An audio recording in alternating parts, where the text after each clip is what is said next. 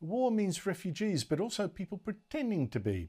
And I've just seen something about those 19,000 alleged refugees who came here illegally after the Rudd Labor government scrapped our border laws. Remember that? They're still here on temporary protection visas. And this Albanese Labor government has now changed the regulations as of today so they can all become permanent residents. But there's a hitch. To become a permanent resident, you really do have to prove you are who you say.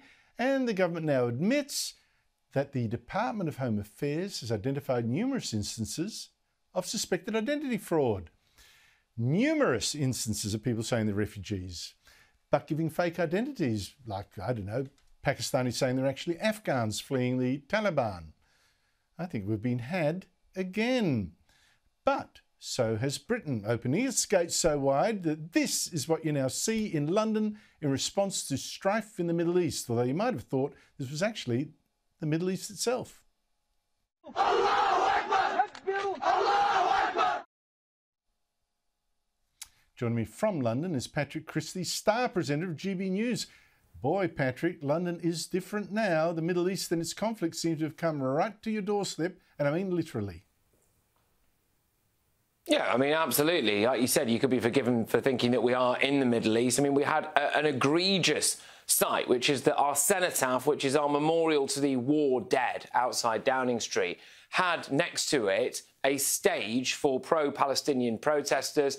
If some of those people support Hamas, then they obviously support wiping Jews off the face of the earth. And right next to where we have the memorial for the people who fought against the Nazis, right outside Downing Street. You know, London looks as though it's fallen, Britain looks as though it's fallen, but it's not just Britain as well. In the last few days, we've had a stabbing in France, 6 French airports closed due to a bomb threat, a bloke riding around on a moped wearing bright orange, carrying an AK-47 in Brussels like some kind of aggressive Islamist wacky racist.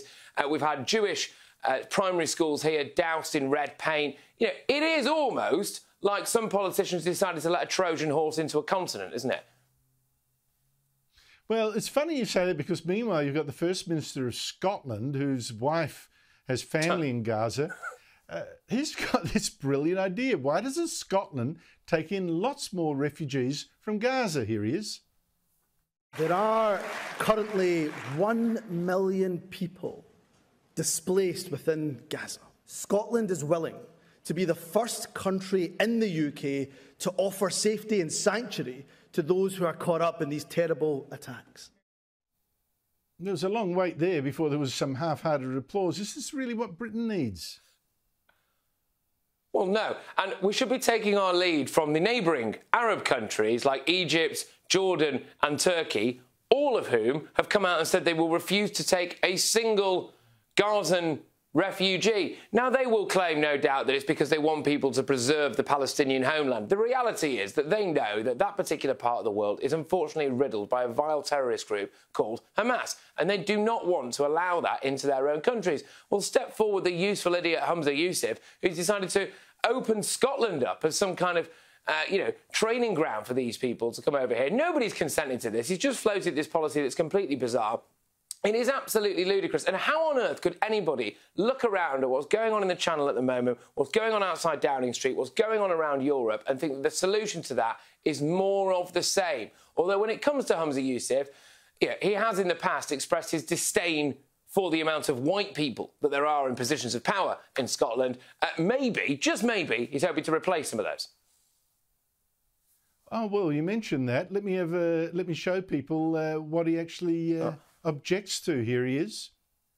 When the most senior positions in Scotland are filled almost exclusively by those who are white. Take my portfolio alone. The Lord President, white. The Lord Justice Clerk, white. Every High Court judge, white. The Lord Advocate, white. The Solicitor General, white. The Chief Constable, white. Every Deputy Chief Constable, white. Every Assistant Chief Constable, white. Every chair of every public body is white. The way he whipped out the word white like it tasted bad. Scotland, lots of white people. Stunned, I am. Yeah, absolutely. I mean, it's a majority white country, has been since the since pretty much the dawn of time. Just remarkable, isn't it? I mean, what do these people expect, though? Seriously. But, you know, there is a massive issue here. There is a massive cultural and societal issue here. But right now, the main problem on the streets of Britain is actually the question of safety. And we have awoken a hardcore group of people, 40,000 people we currently have in this country on a terror watch list. Most of them are Islamist, and we have a problem now in the Middle East that is playing out on our streets in Britain. And a lot of people are clamouring for us to raise our terror threat to its highest level. We haven't done that yet, and I wonder if that's a mistake. Is it because you're scared of Jews running riot in the streets? Is that what the terror level has been raised for? Yeah, Jehovah's Witnesses, mostly, actually, Andrew. There is a real problem with them in the Mormon community. Yeah, yep. yeah. It's always them. Those Mormons, wouldn't trust them as far. Yeah, always those Mormons. I mean, seriously. Honestly, Patrick Christys, thank you so much indeed for your time.